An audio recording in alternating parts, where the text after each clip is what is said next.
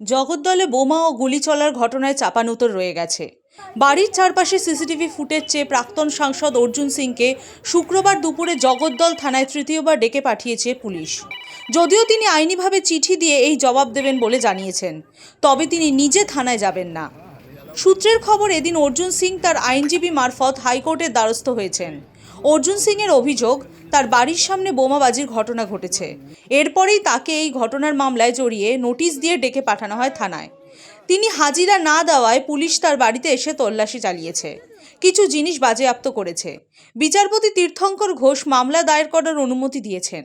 মামলা দায়ের করে মেনশন করতে বলেছেন বিচারপতি। বৃহস্পতিবার পরে আরও একটি সিসিটিভি ফুটেজ প্রকাশ করেছে পুলিশ।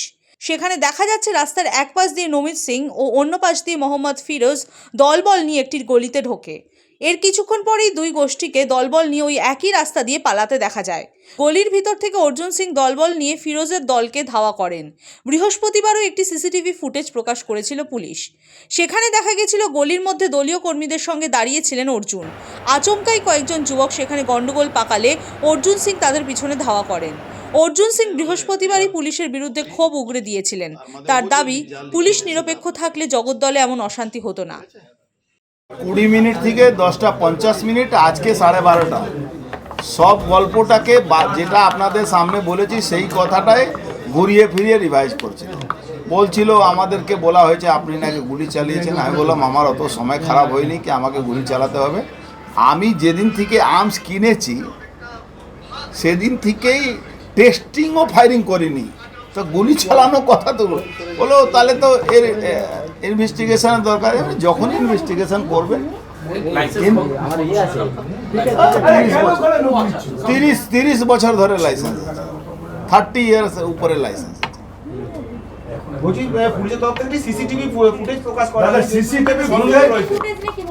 সিসিটিভি যে ফুটেজ প্রকাশ করা হয়েছে ওর মধ্যে আসল কথা যে জেহাদিরা, যে লুঙ্গি বাহিনীরা ওখানে গন্ডগোল করছিল সেটা প্রকাশিত করেনি। আমরা তো এই জন্যে কোর্ট কাছে রাস্তা হচ্ছি। আমি ওনাকেও বলেছি আপনি প্রকাশিত করুন না, সিসিটিভি আমাকে দিন। হ্যাঁ, উনি তো এডিটিং করেই করবেন, তো ওনার কাছে ওই ইনস্ট্রাকশন আছে, আপনাকে পুরোটা প্রকাশিত করতে হবে। ওখানে সব ক্যামেরাটাই তো পুলিশের আছে। তা আজকে আপনি হয়তো সিসিটিভি ওটা বাদ দিয়ে করলেন। কোর্ট যখন বলবে কি অমুক টাইম থেকে অমুক টাইমে সিসিটিভি আপনাকে দেখাতে হবে, কোর্ট চাইলে তো আপনাকে তো দিতে হবে।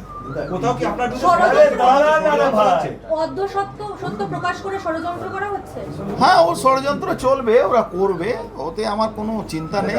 আমরা লড়তে জানি, আমরা बीजेपी করিছো, আমরা রাম ভক্ত সম্মান আছে, আমরা লড়ে নেব। सर दो बार सर नोटिस मिला सर, आज क्या आकर गए सर? अरे भाई তোরাই নে না রে হয়ে গেছে চলো দাদা। সিসিটিভি ফুটেজ দিচ্ছে কেন? মানে এর আগে তো কোনো ফুটেজ দিচ্ছাই তাই। জানেন তো আপনারা কিভাবে দলদাসে হয়ে কাজ করে এরা, ওই জন্য দিচ্ছে, সব নাটক করছে। ওদের কিছু অসুবিধা নেই, আমি আপনাকে বলছি আমি একদম ক্লিয়ার আছি। ওই দিন রাতে অর্জুন সিংয়ের সঙ্গে দেখা করতে যান শুভেন্দু অধিকারী। ঘটনাস্থল পরিদর্শন করেন। এরপরই তিনি ক্ষোভ উগরে দেন, হুঙ্কার দিয়ে বলেন অর্জুন সিং এবং তার পরিবারকে কোনো রকম হেনস্থা করলে শিল্পাঞ্চল অচল করে দেওয়া হবে। এই মামলাকে উল্টে অর্জুন সিংজি বা তার সমর্থকদের ফাঁসানোর জন্য এফআইআর হওয়া দোষী লোকেদের এখনো গ্রেপ্তার না করে উল্টো দিকে অর্জুন সিংজিকে বিগত 19 সাল থেকে 100-র বেশি মামলা করেছেন, ওনাকে সুপ্রিম কোর্ট, হাইকোর্ট প্রোটেকশন দিয়েছে। গত লোকসভা নির্বাচনের পর থেকে ওনার হাউসওয়াইফ এবং ওনার পুত্রগ্রাম এমএলএ পবন, যার কোনো শত্রু আছে বলে তল্লাটে, আপনারাও জানেন না আমিও জানি না। এত নম্র, বিনয়ী, মিষ্টভাষী, মিশুকে একজন এলাকার জনপ্রতিনিধি এবং ওনার সুপুত্র, তাকেও মাঝে মাঝেই 3 ঘন্টা 4 ঘন্টার জন্য ভবানী ভবনে থানাতে ডেকে হ্যারাস করা হয়।